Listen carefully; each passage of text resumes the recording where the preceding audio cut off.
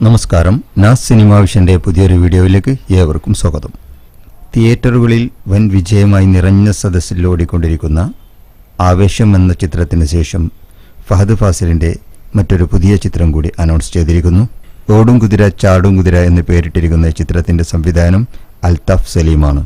ഈ ചിത്രത്തിൽ ഫഹദ് ഫാസിലിന്റെ നായികയായി കല്യാണി പ്രിയദർശനെത്തുന്നു. കൂടാതെ വിനയ് ഫോർട്ട്, ലാൽ തുടങ്ങിയ ഒരു താരനിര തന്നെയുണ്ട് ചിത്രത്തിൽ.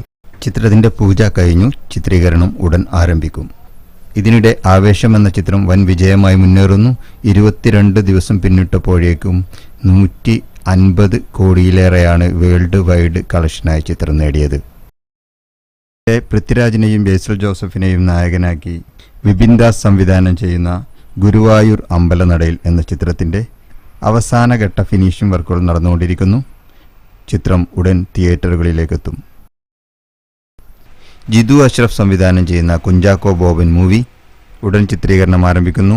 ക്രൈം ത്രില്ലർ മൂവിയായിരിക്കും. പ്രിയാമണി, ജഗദീഷ് എന്നിവരാണ് മറ്റ് താരങ്ങൾ.